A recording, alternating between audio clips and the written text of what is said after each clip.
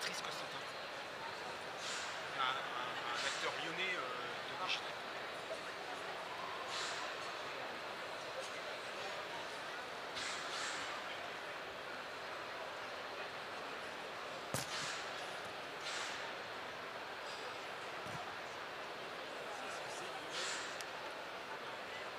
Une demi-heure. Ah bah c'est pas possible. Si. Plus de 100. Je peux parler des heures. Ça moi ça. Moi j'ai tout dans la tête, j'espère. Moi j'ai tout écrit. Ah, bonjour.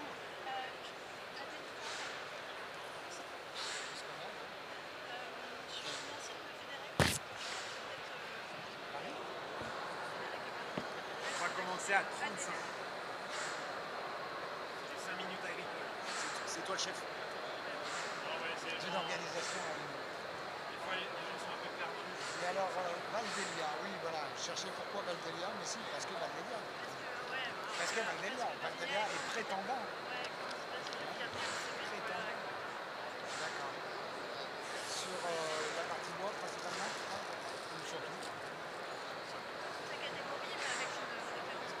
en fait cohérence. Bien sûr. Bien sûr. Voilà. Et alors vous allez parler. Est-ce qu'il y a des questions? Est-ce que les éco-organismes sont prêts? Là c'est vous qui allez. Moi j'avais marqué. Qu'est-ce que j'ai répondu à ça? Pardon, excusez-moi. Moi j'ai dû marquer un nom parce que je suis assez franc dans mes réponses généralement. J'ai dit non, mais non. Pourquoi vous vous emmerdez? Non, parce que les cahiers des charges sont même pas clairs. Donc comment vous pouvez pas commencer à vous engueuler? Non, au contraire, on essaye de s'entendre pour une fois.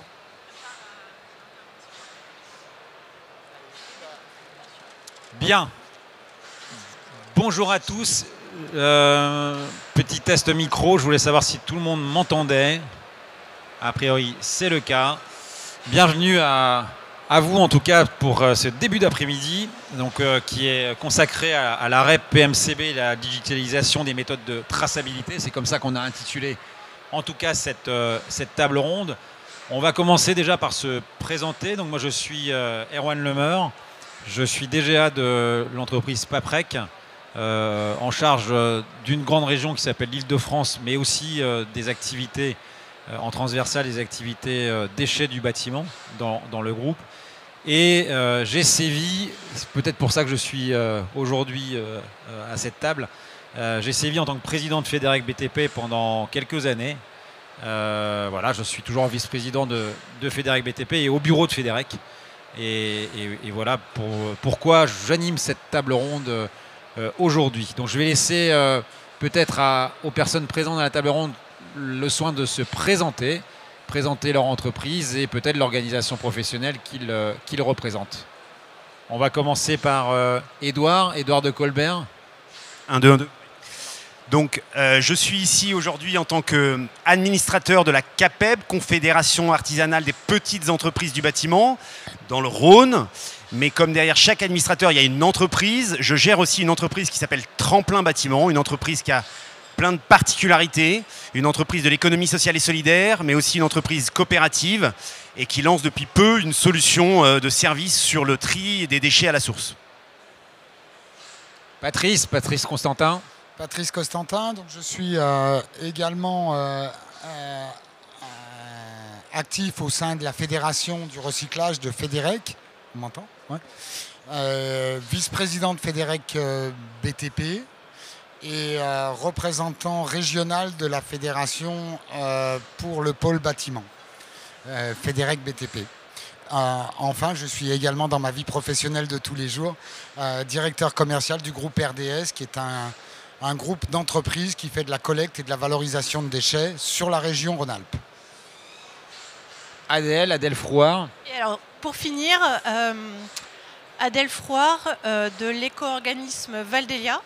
Alors Valdelia est en charge des déchets d'éléments d'ameublement professionnels, aujourd'hui agréés, Et c'est un secret pour personne, mais Valdelia est candidat sur la filière PMCB.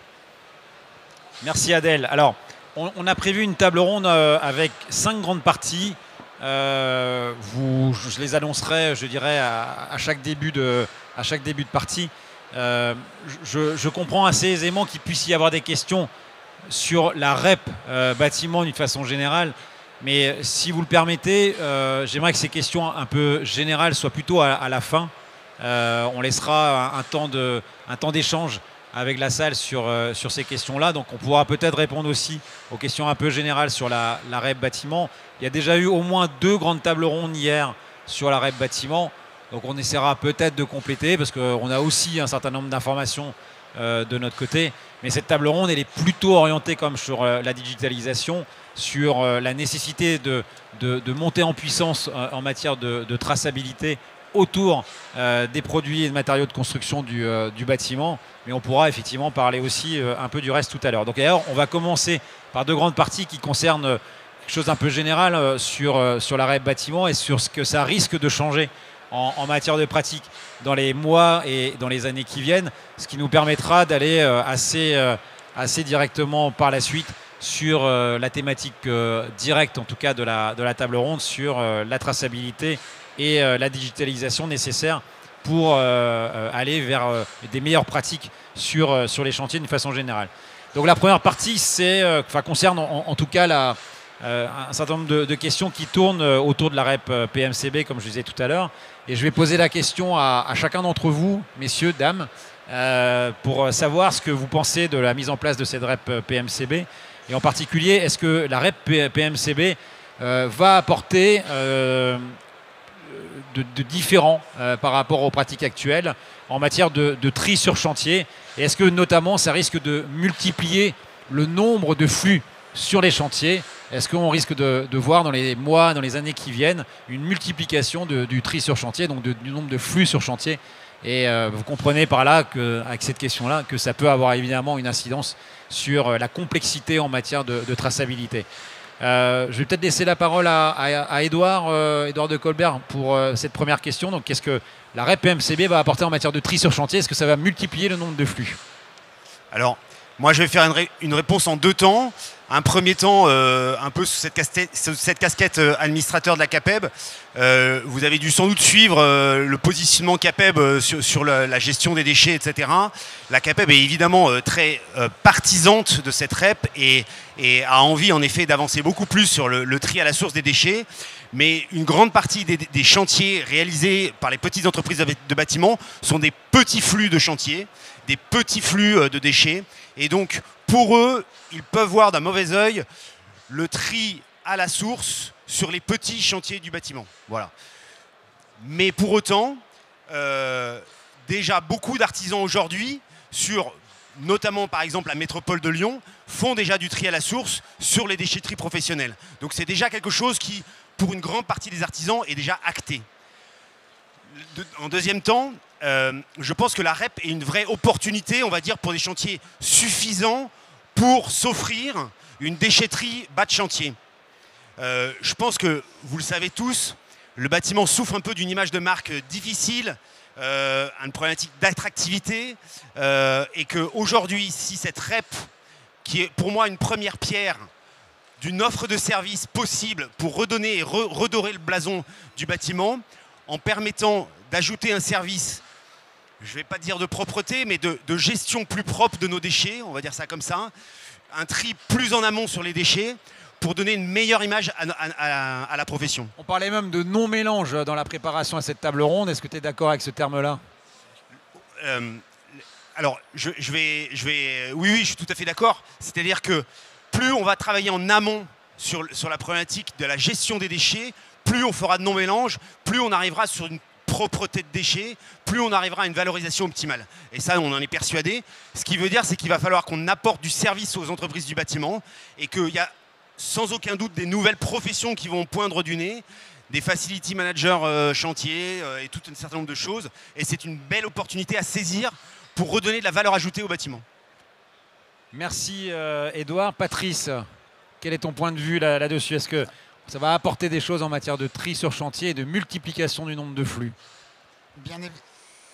Ouais, ça marche. Bien évidemment, cela va apporter de grandes modifications sur la gestion des déchets sur chantier. Aujourd'hui, on n'est pas encore totalement organisé dans ce sens sur la collecte plus principalement, sur les contenants.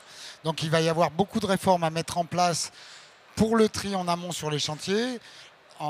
Il y a, si je ne me trompe pas, 9 flux qui sont identifiés dans le cadre de la REP.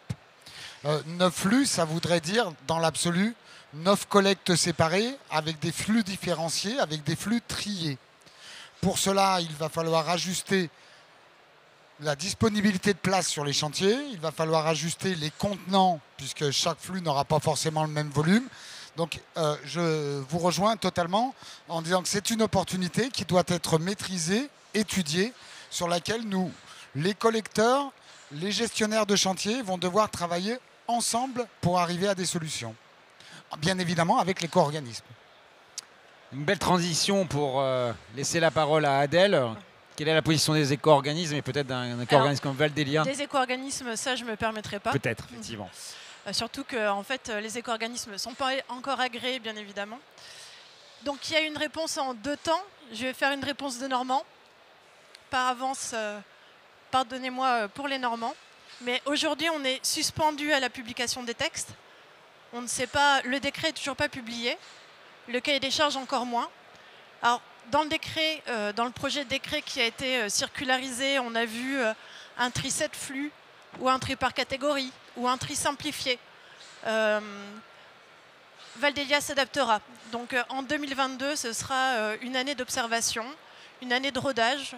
On étudiera l'impact de la collecte sur la valorisation. On mettra en place notre modèle. C'est aujourd'hui la façon dont on voit les choses. Merci Adèle. On va peut-être passer à la deuxième question qui est une question tout aussi essentielle et là je vais peut-être laisser la parole encore une fois à Adèle et assez immédiatement. On vient de dire que ça allait changer un certain nombre de pratiques sur les chantiers. Alors moi j'ai un certain nombre de questions à vous poser autour de est-ce que les entreprises de la construction vont devoir s'adapter et comment est-ce que les entreprises de gestion de déchets comme celles que représente Patrice aujourd'hui sont prêtes déjà à répondre aux éco-organismes qui répondront ou qui seront agréés à ces REP bâtiments. Et je dirais, et c'est pour ça que je laisse la parole tout de suite à Adèle, est-ce que les éco-organismes sont déjà prêts? Est-ce que l'expérience que les éco-organismes, qu'un éco-organisme comme Valdelia en tout cas a acquis au cours de ces dernières années semble être intéressante et est une force pour justement mettre en place une REP bâtiment telle qu'elle doit être appliquée dans les mois qui viennent? Alors, c'est vrai que en fait, la mission prioritaire, enfin, une des missions prioritaires d'un éco-organisme, c'est assurer de la traçabilité. C'est avoir de la donnée pour faire du reportage auprès des pouvoirs publics. C'est pour produire aussi des connaissances. Donc, c'est vraiment le cœur de métier de l'éco-organisme.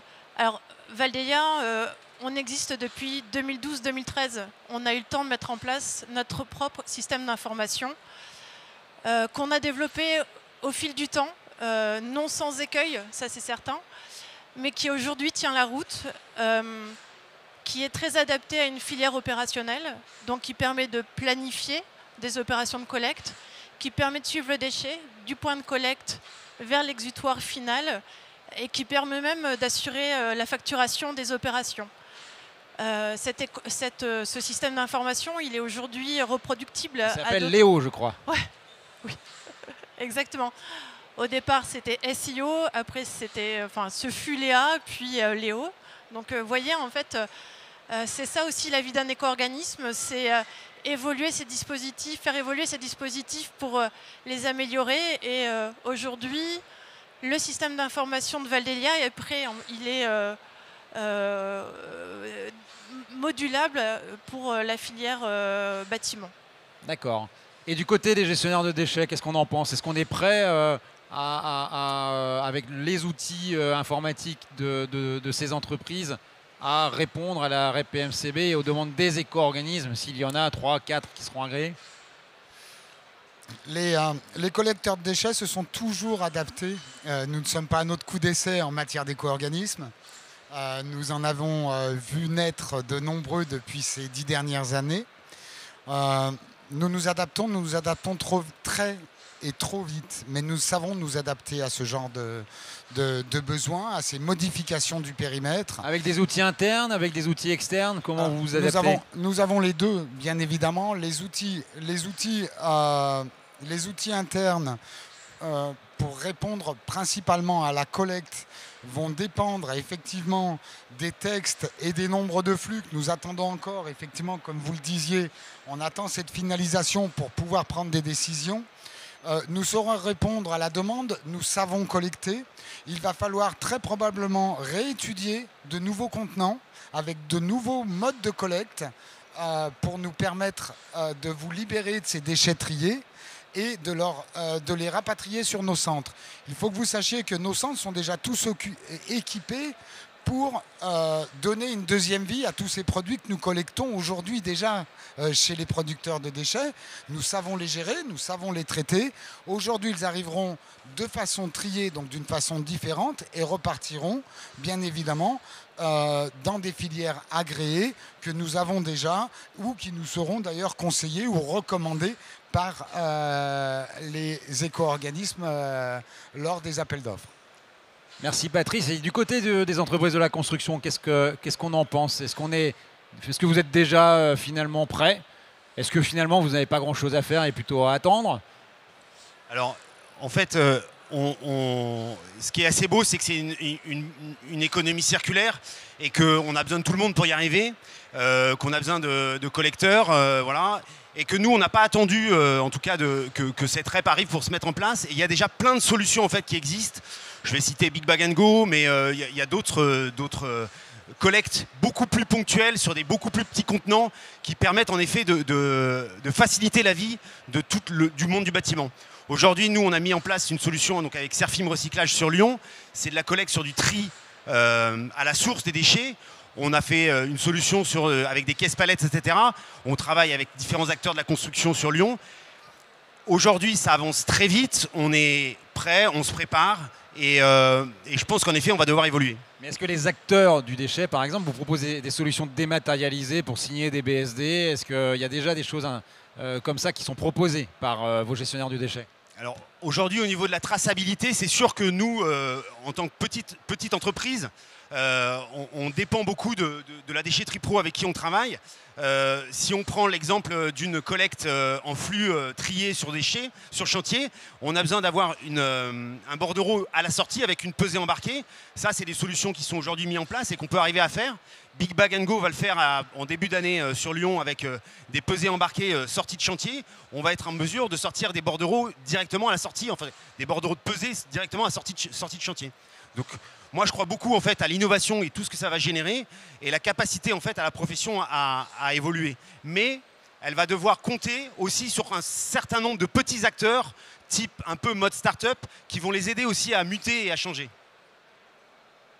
Merci. Alors, pour essayer de perdre un peu mes interlocuteurs et de perdre un peu les gens à la table ronde, j'ai décidé de changer le programme et de faire en sorte de présenter la quatrième partie, de mettre la quatrième partie pour la troisième partie et la troisième partie en quatrième partie. Ce qui est assez logique. Vous allez en convenir tout de suite parce que il me paraissait intéressant, lors de la préparation de cette table ronde, de vous présenter, essayer de vous donner en tout cas un certain nombre d'informations aussi sur les outils numériques qui sont en train de sortir. Et je pense notamment à Track Déchets. Et c'est pour ça que j'ai décidé de le présenter maintenant, lors de cette troisième partie. Je parlerai lors d'une quatrième partie de la solution EMAT, puisque je suis en tant que PAFREC, en tout cas partenaire des maths. Et donc je vais essayer de vous parler rapidement de Track Déchets, parce que sachant que Track Déchets va reverser une partie de ces données dans EMAT, ça me paraissait assez logique de vous présenter Track Déchets. Et j'ai la chance d'avoir à côté de moi Adèle Frouard, qui connaît bien Track Déchets et qui va pouvoir aussi m'aider dans cette présentation de Track Déchets. Et ça va vous donner peut-être un certain nombre d'éléments. Peut-être que vous connaissez déjà cette solution-là, ce qui n'est pas forcément le cas de toutes les personnes dans l'assistance. Alors, Track Déchets, en quelques mots, c'est une plateforme développée par le ministère de l'écologie sous forme d'intra-entreprise. C'est comme ça, en tout cas, que c'est mis en place. Ce sont des agents, des fonctionnaires du ministère de l'écologie qui ont développé cet outil-là, un outil informatique pour les déchets dangereux originellement. On arrive à quelque chose là au 1er janvier 2022, puisque un décret est sorti cette année qui va obliger, à partir du 1er janvier 2022, à tous les acteurs de la chaîne déchets dangereux, donc les D3E sont dedans par exemple, on parle d'amiante, on parle des peintures, etc., de remplir, de compléter l'ensemble des informations de collecte et de traitement des déchets dangereux dans cette base de données. Donc c'est une base de données qui deviendra obligatoire, donc renseignable intégralement à partir du 1er janvier 2022, encore une fois, qui est en test depuis quelques mois maintenant. Il y a de plus en plus d'entreprises qui sont inscrites sur le système. Et ce qu'il faut savoir, c'est que c'est un outil gratuit et c'est un outil surtout de traçabilité, uniquement de traçabilité. Ce n'est pas un outil de gestion des déchets au sens large du terme. Il s'agit uniquement d'un outil de traçabilité, donc qui va produire du bordereau de suivi de déchets, permettre une circularisation de ce bordereau de suivi de déchets parmi l'ensemble des acteurs de la chaîne, de façon à ce que ce bordereau de suivi de déchets dématérialisé soit signé par tous. Voilà l'idée originelle plutôt. Donc l'idée c'est celle-là, y compris les transporteurs qui sont dans la chaîne.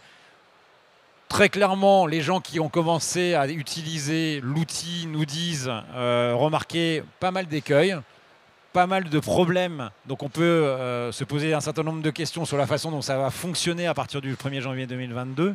On peut penser que ça risque de prendre un peu plus de temps, mais c'est un outil fondamental et il me paraissait vraiment important d'en parler là. Peut-être que Adèle, tu peux compléter de ce point de vue-là et j'aurais un petit mot à dire après sur les prestataires informatiques qui proposent déjà d'être aussi directement reliés à Track Déchets. Adèle, tu veux nous dire quelques mots?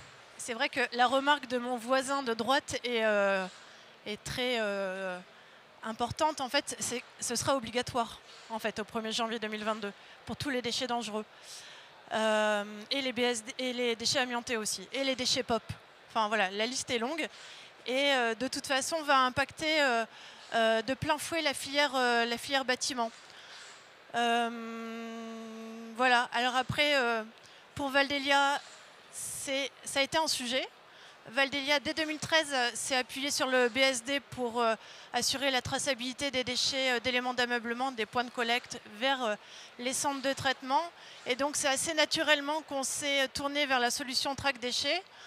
Aujourd'hui, alors il y a des développeurs, hein, moi la numérisation et tout ça, c'est pas mon truc, mais en tout cas, il y a un vrai travail qui est fait d'interfaçage entre les systèmes d'information. C'est effectivement plus compliqué que ça en a l'air, mais ce sera en termes de traçabilité, de bénéfices pour l'ensemble des acteurs, vraiment une plus-value. Patrice, tu veux rajouter quelque chose? Oui, juste pour les personnes qui ne connaissent pas le principe de Track Déchets, pour on va pas développer autour de Track Déchets plus que cela, mais c'est un outil, comme le disait très très bien Erwan d'ailleurs, c'est un outil de traçabilité. C'est un outil qui va vous permettre de savoir et de vous assurer qu'un déchet qui est parti de votre installation va arriver jusqu'à la destination finale où il va être traité, avec tout le maillage de tous les intermédiaires qu'il peut y avoir pour arriver à cette finalité de traitement. Il faut quand même que l'on soit clair sur ce point, c'est que c'est le producteur du déchet qui doit s'inscrire. Et si le producteur de déchets ne s'inscrit pas, ça ne se fera pas tout seul. Donc il appartient bien au producteur de déchets de s'inscrire sur la plateforme et d'identifier son déchet pour que derrière, le reste suive. Absolument. Merci de cette précision, c'est assez fondamental. Quelques noms de fournisseurs de logiciels. Patrice a dit tout à l'heure qu'il avait un certain nombre d'outils internalisés, développés en interne. Donc c'est le cas par exemple d'un certain nombre de groupes aussi de gestionnaires de déchets. C'est le cas du mien par exemple, puisque je représente aussi la société Paprec. C'est le cas d'autres grands groupes et de plus petites entreprises. Je parlais hier à un indépendant du déchet qui était en train de développer son propre outil directement. Mais il y a aussi un certain nombre d'entreprises qui font appel à des sociétés spécialisées. Je citerai Kerlog, Cactus, Tenaxia, Previsoft par exemple, qui se mettent qui sont déjà implantés d'une façon générale dans les entreprises de gestion de déchets et qui proposent maintenant et directement en fait un lien, une passerelle avec Track Déchets. C'est-à-dire qu'à partir du moment où vous travaillez avec eux, vous savez que vous avez cette passerelle immédiate avec Track Déchets et qu'il n'y a pas de nouveaux modules à mettre en place à côté de ça. Donc ça me paraissait important aussi de le noter. Patrice ? À condition que la première démarche d'inscription sur Track Déchets soit faite par le producteur. C'est le point de départ. Et après, effectivement, les logiciels de gestion de déchets avec les collecteurs vont être assez automatisés. Donc ça va être des formules et des solutions qui vont être très agréables pour les producteurs de déchets. À partir du moment où ils se sont enregistrés, leur prestataire fera tout le reste par le biais des liens informatiques qui sont développés par ces différentes entreprises. Et vous aurez directement l'accès au bordereau final d'une façon très automatique. Je peux juste de rebondir par rapport à ce que disait Patrice, c'est que c'est sûr que la traçabilité et le producteur du déchet, on est évidemment partisans de ça, sauf qu'on se dit que pour une grande partie des chantiers avec des particuliers entre autres ou des chantiers de petite taille, on imagine mal comme beaucoup d'artisans en France ou particuliers arrivent à s'enregistrer sur la plateforme pour faire les choses, etc. Donc, soit on dit on fait confiance en partenariat avec notre déchetterie professionnelle et c'est elle qui gère à son niveau la traçabilité, soit on va dans un maillage très fin et on risque d'en perdre un petit peu en route. Alors, à cet endroit-là, je voudrais juste rajouter un point, c'est que tout ce qu'on a dit là, c'est très bien. L'arrêt bâtiment, c'est très bien et ça va apporter des choses très positives. Je ne suis pas sûr, en revanche, que, y compris Track Déchets, puisque je viens d'en parler, change quelque chose sur les pratiques d'entreprises, de producteurs, qui ne sont, par exemple, pas déclarées. Celles qui, par exemple, créent des dépôts sauvages au bord des autoroutes ou à l'entrée des champs. Ça ne va rien changer, en l'occurrence, là-dessus. Ça va améliorer la traçabilité des entreprises qui font déjà plutôt bien le travail. Et ça, c'est très bien de ce point de vue-là. On va améliorer la connaissance des choses. Ça vient peut-être simplifier, comme tu dis. En revanche, ça ne changera pas les pratiques d'entreprises qui sont déjà désastreuses et qui font des choses certainement plutôt... enfin voilà, les dépôts sauvages en particulier. Je pense que c'est important de le dire à cet endroit. Et juste un dernier point, effectivement, Track Déchets également va apporter, nous n'en faisons pas nécessairement la promotion du reste, mais c'est quand même un outil assez intéressant parce qu'il va apporter en fait ce fameux bordereau de suivi de déchets qu'on a parfois du mal en tant que producteur de déchets à récupérer in fine pour X raisons parce qu'il y a eu beaucoup d'intermédiaires. Il sera directement en ligne et il sera imprimable à n'importe quel moment. Et c'est un confort quand même pour le producteur de déchets. Je dois dire aussi maintenant que Track Déchets s'applique ou s'appliquera de façon obligatoire à partir du 1er janvier 2022 aux déchets dangereux. L'ambition du ministère, c'est évidemment de faire en sorte d'étendre Track Déchets à l'ensemble des déchets non dangereux. L'horizon 2022-2023 est évoqué, mais on voit bien l'ambition de ce projet-là. Et ça peut changer aussi beaucoup de choses, parce que là, on parlera d'un nombre de BSD dématérialisés, j'entends, mais assez énorme. Donc c'est aussi important de l'avoir en tête. L'avantage également, c'est que les éco-organismes qui seront effectivement concernés par la REP BTP pourront produire ce document à cet endroit-là, puisque ça sera de leur responsabilité à cet endroit-là. Quand ça marchera. Parce que ça ne marche pas totalement et ce n'est pas totalement opérationnel encore. J'en prends pour preuve ce que peuvent me dire les utilisateurs et les testeurs du moment. La quatrième partie, c'est EMAT. Et après cette partie-là, je souhaiterais qu'on puisse avoir un échange avec vous dans la salle. On a commencé par Track Déchets parce que simplement EMAT, pour présenter EMAT est un outil qui va être adapté aussi à l'utilisation de Track Déchets. Qu'est-ce qu'EMAT ? EMAT, c'est déjà l'acronyme, ça veut dire Entité multi-acteurs pour la traçabilité des déchets du bâtiment. Et le projet a été lancé il y a maintenant 1 an et demi, on va dire. C'est un projet qui est financé maintenant par l'ADEME Projet qui avait comme ambition avec Écosystème, parce que Écosystème, via Démoclès, est à l'origine de ce projet-là, de mettre autour de la table des grands maîtres d'ouvrage, plus petits aussi, des maîtres d'œuvre, petits et grands, des entreprises de travaux, des gestionnaires de déchets, des éco-organismes, des distributeurs de matériaux de construction et des organisations professionnelles. Donc projet très ambitieux. Pour certains, peut-être que certains connaissent Démoclès. Donc c'est un peu sur la base de Démoclès qu'a pu se créer EMAT. Et donc autour de la table, vous avez des grands maîtres d'ouvrage, des grands promoteurs immobiliers par exemple. Il y a la métropole du Grand Paris. Je vais lire un petit peu mes notes de ce point de vue-là. Mais la ville de Paris, dans les entreprises de travaux, vous avez des Bouygues Bâtiments, vous avez du FH Démolition.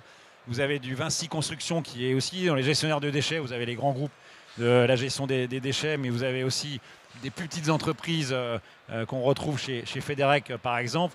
Vous avez des metteurs sur le marché, des éco-organismes, donc éco-organismes qui sont des émanations des metteurs sur le marché, avec Knauf par exemple, Legrand, Écosystème, Écomobilier, Valdelia, j'en parlais tout à l'heure.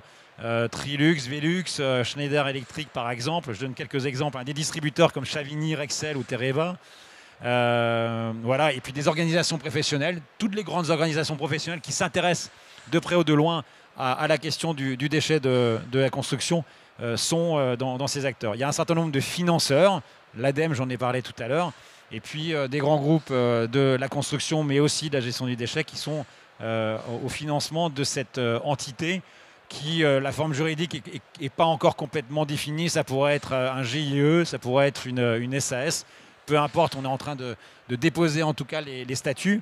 L'idée de EMAT, c'est de faire en sorte que ce soit un outil pour faire travailler ensemble donc l'ensemble de ces acteurs économiques que j'ai cités, de façon à travailler sur, l'homogénéisation de la nomenclature des déchets. Quand on parle déchets du bâtiment, on a une grosse problématique. C'est déjà de définir ce que sont les différentes catégories de déchets qu'on va retrouver sur une déconstruction ou sur une construction neuve. Je dirais simplement, par exemple, qu'une plaque de plâtre n'est pas un carreau de plâtre. C'est un exemple, mais il y a beaucoup d'exemples de ce côté-là. Et il faut pouvoir mettre en face d'une typologie de déchets un nom et que tout le monde se mette d'accord sur l'utilisation de ce nom. Donc ça, c'est l'homogénéisation de la nomenclature, de travailler à une traçabilité complète du chantier jusqu'à la filière, de façon à ce qu'on retrouve des données identiques lorsque les déchets sortent du chantier et lorsqu'ils sont traités sur une installation, par exemple. De travailler sur des quantités collectées et traitées de façon à ce qu'on puisse réunir et en tout cas faire correspondre les quantités qui ont été collectées sur un chantier et qui ont été traitées et qui sortent de l'installation aussi. De travailler sur la notion de diagnostic et de récollement, faire en sorte qu'on puisse capitaliser de la donnée sur les diagnostics. Je crois qu'il y a un certain nombre de formations de diagnostiqueurs qui sont lancées maintenant. L'idée, c'est de pouvoir collecter de l'information des diagnostics réalisés préalablement, par exemple à une rénovation ou à une déconstruction, de vérifier que les chiffres qui ont été sortis lors du diagnostic correspondent à la réalité et qu'on puisse faire améliorer le système de cette façon-là, de façon à ce que les diagnostics s'améliorent avec le temps. De travailler sur la notion de matériaux réemployés, de façon à pouvoir avoir de l'information sur les quantités, les pourcentages de matériaux réemployés sur un chantier de réno ou sur un chantier de déconstruction. Et puis peut-être, in fine, c'est en tout cas l'objectif de EMAT, c'est de pouvoir capitaliser aussi de la donnée de façon territorialisée, de façon peut-être à ce que dans une région, on puisse suivre les données, parce que ces données ne sont pas forcément les mêmes que dans une autre région. Les constructions sont différentes, par exemple, d'une région à l'autre. Et on a besoin de capitaliser aussi de la donnée différenciée de ce point de vue-là. Donc vous voyez que là, on va bien au-delà de ce dont on parlait tout à l'heure avec Track Déchets. Ce serait un outil extrêmement complet qui va beaucoup plus loin, avec une idée aussi de base extrêmement importante.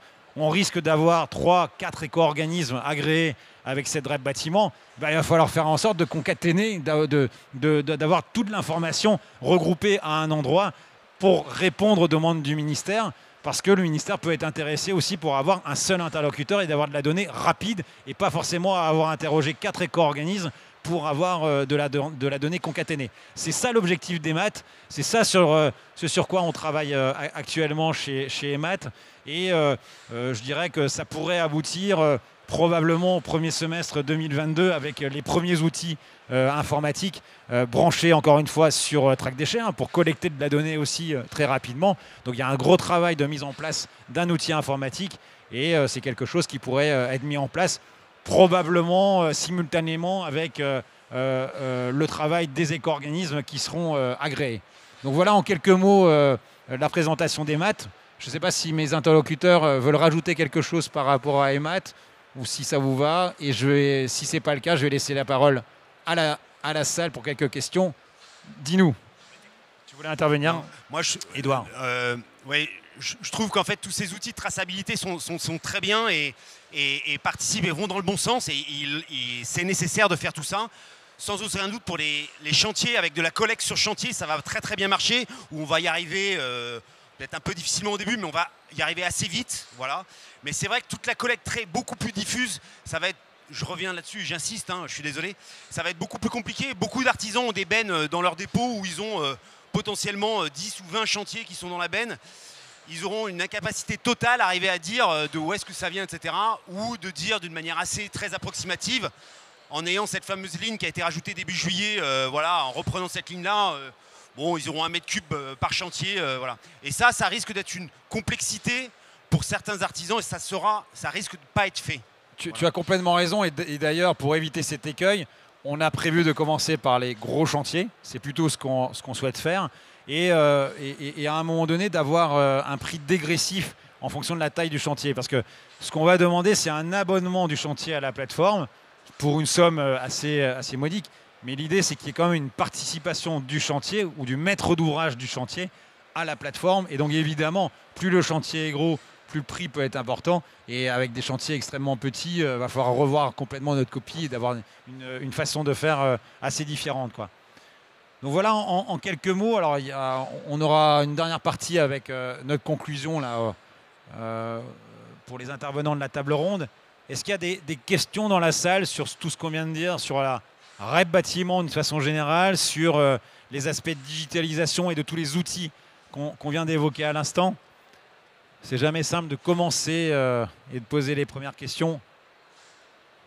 Mais vous êtes les bienvenus. Il n'y a pas de questions bêtes. Moi, j'en ai une.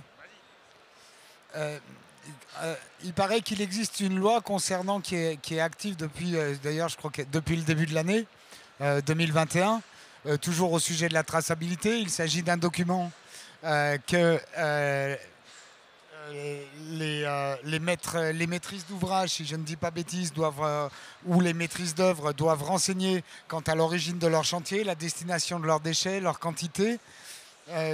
Apparemment, ce document, ce n'est pas formalisé. Avez-vous des informations ? Oui, c'est un document qui devait être effectivement rendu obligatoire au 1er juin 2021, puis 1er janvier 2022, et puis finalement, le document a été plutôt abandonné par le ministère. Ils ont considéré que c'était probablement un peu trop compliqué et qu'il valait peut-être mieux attendre en fait, la sortie de tous les autres outils à côté. Alors, dans ce contexte, la loi est-elle toujours active et travaille-t-on sous forme d'attestation ? Que fait-on ?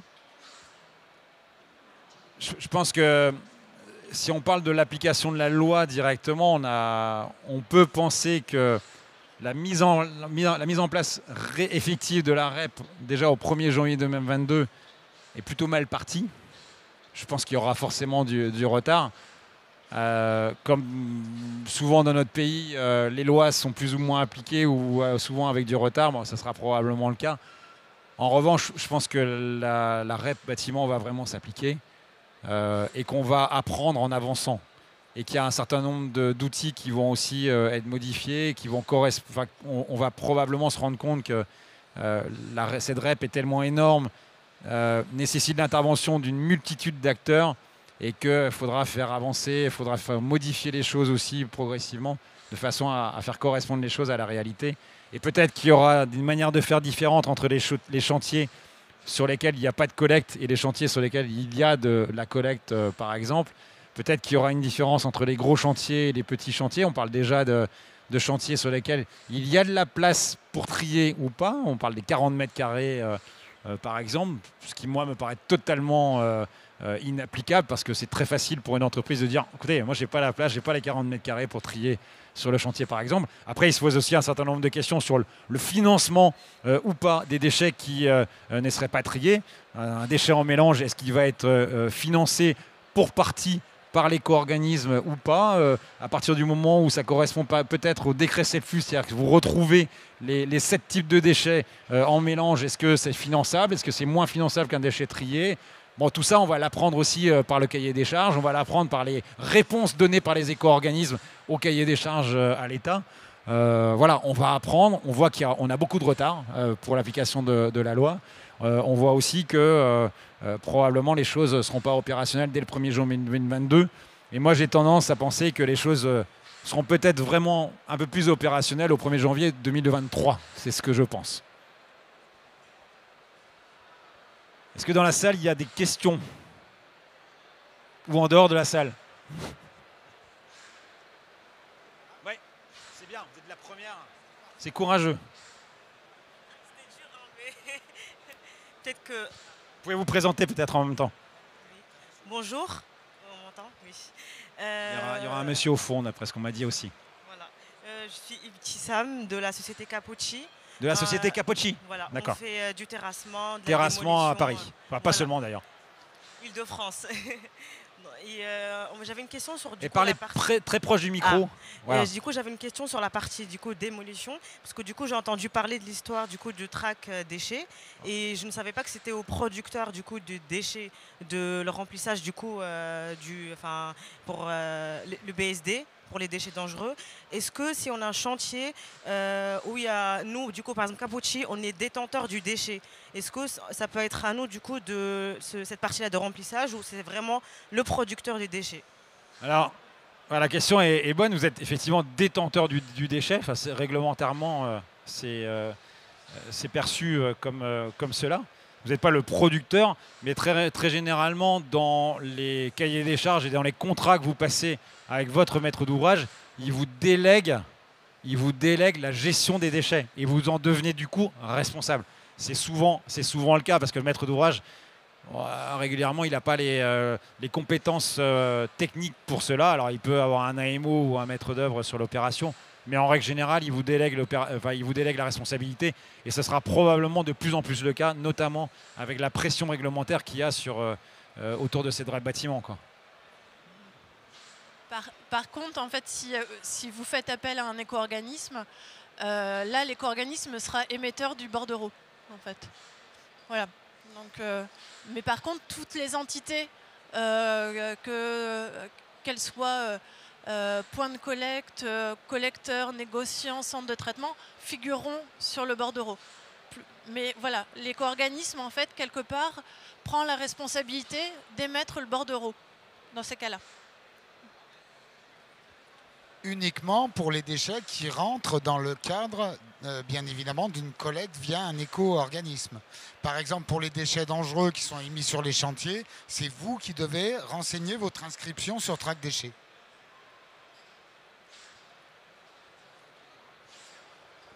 Mais la question est quand même assez importante, effectivement. J'avais quelque chose à rajouter, mais je ne sais plus quoi. Il y avait quelqu'un qui demandait... C'est ça, il y a une question. Oui, merci.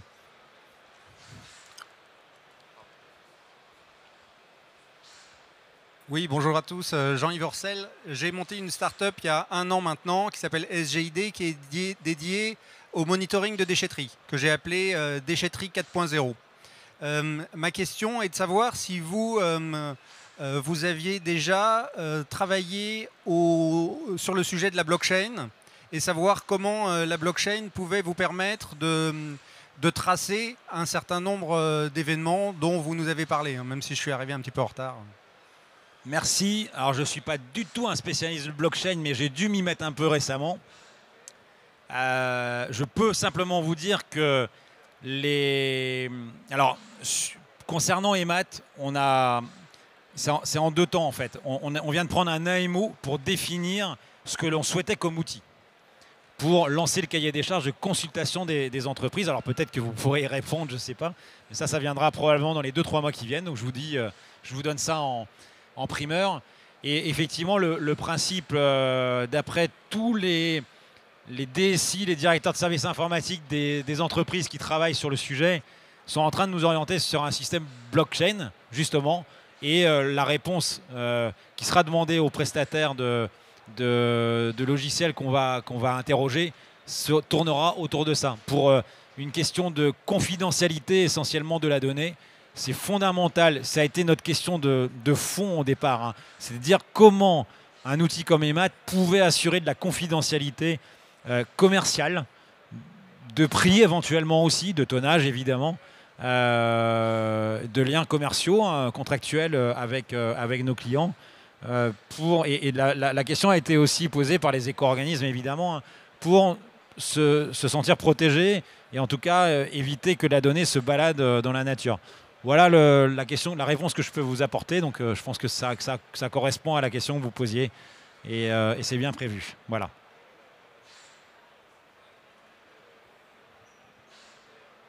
Est-ce qu'il y a d'autres questions? S'il n'y a pas d'autres questions, on va passer à la conclusion. Alors, c'était des questions assez triviales, mais qui me paraissaient bien de poser à chacun d'entre vous. C'est deux questions. C'est est-ce que c'est une révolution qui est à venir là? Et la question d'après, c'est même pas peur. Donc voilà, c'est Edouard, peut-être tu peux commencer. Est-ce que c'est une révolution là qui nous attend? Est-ce que ton entreprise ou toi avait peur de cette révolution? Je commence par la fin, on n'a même pas peur, évidemment. Et puis, non, en fait, comme tu le disais très justement, on est sûr que c'est quelque chose qui va se faire petit à petit. Nous, on est sûr que plus on prendra de l'avance, plus on se mettra déjà sur ce tri à la source. Je n'ai pas parlé de sensibilisation aussi, de formation. On voit bien que les acteurs du déchet où la valeur ajoutée est assez faible sur le chantier ont plutôt envie de se concentrer sur leurs tâches productives. Je vais plaquer, je vais faire ma plomberie, je vais faire mon électricité.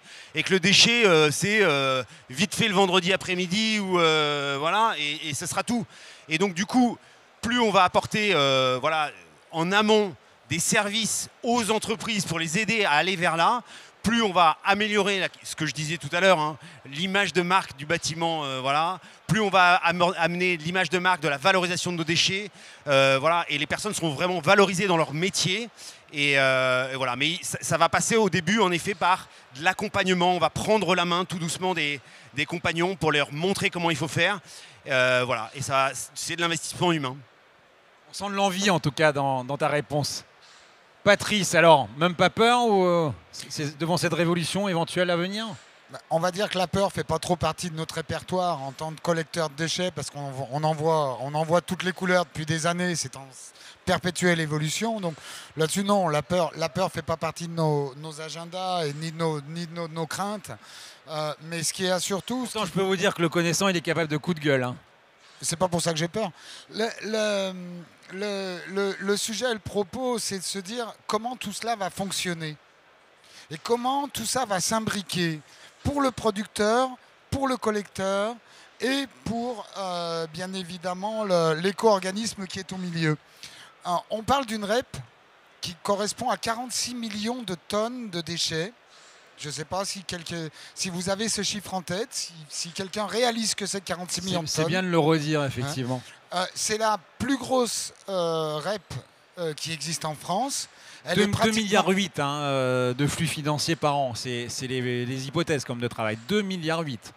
Elle correspond, je crois, pour donner un ordre d'idée, à x10 pour la plus grosse REP qui existe actuellement. Donc on multiplie par 10 les flux par rapport à ce qui existe actuellement au niveau d'une REP. Cela va nécessiter un maillage sur tout le territoire pour tous les types de flux qui va être très conséquent, qui ne va pas s'harmoniser en 5 minutes. Pour l'éco-organisme, ça va être vraiment un challenge de pouvoir mailler le territoire correctement avec des entreprises fiables qui n'auront pas le temps d'auditer, qui vont analyser uniquement sur appel d'offres. dans le premier questionnement, en tout cas dans les premières réponses, elles seront auditées par la suite bien évidemment, mais dans le premier appel d'offres, ce sera des entreprises qui vont répondre. Bien évidemment, tous les collecteurs de déchets vont vouloir répondre pour ne pas perdre les flux. Donc c'est un changement très important pour tout le périmètre, pour le producteur du déchet, pour le collecteur des déchets, et même pour, bien évidemment, in fine, pour les centres de traitement, de valorisation ou de recyclage de ces mêmes déchets, puisque par le biais des appels d'offres et selon le type de REP, qu'elle soit opérationnelle ou financière, certains flux vont échapper aux filières existantes. Donc on attend vraiment la finalité de ces appels d'offres pour mieux comprendre comment les choses vont se passer. Mais tout cela demandera beaucoup de travail, c'est une certitude. Merci Patrice. Adèle, même pas peur, mais je crois que vous connaissant ton patron aussi, je crois que chez Vadelia, vous n'avez pas vraiment peur. Même pas peur en fait, là, parce qu'autrement ça ferait... non, mais bien évidemment, même plutôt emballé. Comme on l'a rappelé, c'est une filière très conséquente avec des enjeux très importants, mobilisateurs, tant sur la mise en œuvre du côté des producteurs, parce qu'on en a peu parlé, mais ils vont être très impliqués, et sur la collecte et sur les filières de valorisation sur lesquelles il va falloir aussi réfléchir. Donc non, c'est vraiment... avec toute l'éco-conception aussi en tête. Avec de l'éco-conception, exactement. Donc enfin, voilà, les enjeux sont vraiment très motivants. Voilà. Je voulais rajouter quelque chose, mais je ne m'en souviens plus.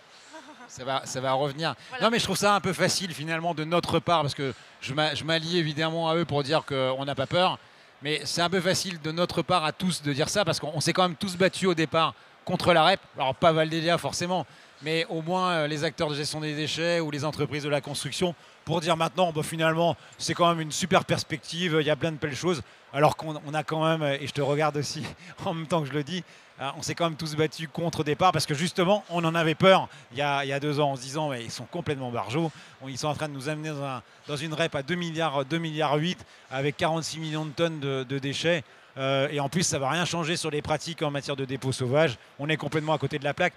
Et puis 2 ans après, on se dit, finalement, il y a quand même pas mal de choses intéressantes pour des entreprises qui sont en place, pour des entreprises qui font les choses intelligemment et qui veulent aussi aller vers des choses mieux faites encore pour aller vers quelque chose de plus vertueux probablement. Et tu as retrouvé en même temps ce que tu voulais dire tout à l'heure, Adèle. C'est pour répondre mais c'est juste en fait la vie d'une filière REP. Au début, elle est controversée. Et puis petit à petit, les acteurs adhèrent, s'associent et adhèrent au projet. Et après, on arrive à faire des choses. Mais c'est la vie en fait d'une filière REP. Patrice. Je vais me permettre de vous répondre. Nous adhérons effectivement parce que nous n'avons pas le choix. Je veux dire qu'il y a 2 ans, il était farouchement contre. Je me souviens de débat avec lui. Soyons très clairs, c'est que si nous avions eu matière à nous opposer, nous l'aurions fait. Nous l'aurions fait, je vais vous expliquer pourquoi.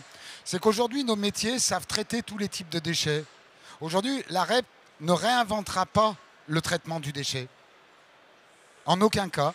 C'est-à-dire que tous les déchets qui rentrent sur les plateformes de traitement de déchets qui font leur travail correctement, et elles sont très majoritaires dans notre pays, tous les déchets vont dans les bonnes filières, aux bons endroits, et sont traités par des acteurs qui se donnent la peine, parce qu'ils travaillent pour leur compte, qui se donnent la peine d'aller les trier, d'acheter des outils, d'investir dans des outils de préparation, d'investir dans de la recherche et du développement pour aller créer de nouvelles filières avec les industriels. Tout cela fonctionne. Donc aujourd'hui, la REP ne révolutionne en rien le traitement du déchet.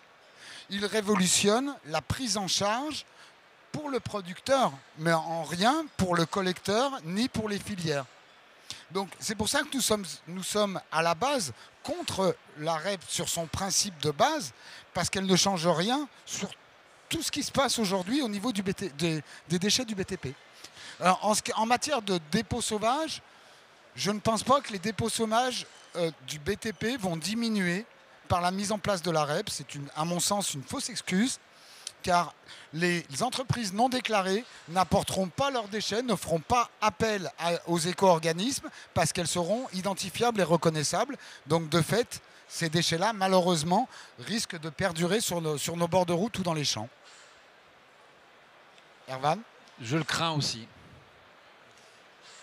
Est-ce qu'il y aurait quelques dernières questions dans la salle avant qu'on ne mette fin à cette table ronde, ma foi, très intéressante. En tout cas, je voudrais vous remercier pour votre présence, toutes et tous, pour vos interventions. Je crois qu'on va pouvoir s'arrêter là. En tout cas, merci de votre assistance, merci de votre écoute et à très bientôt. Au revoir.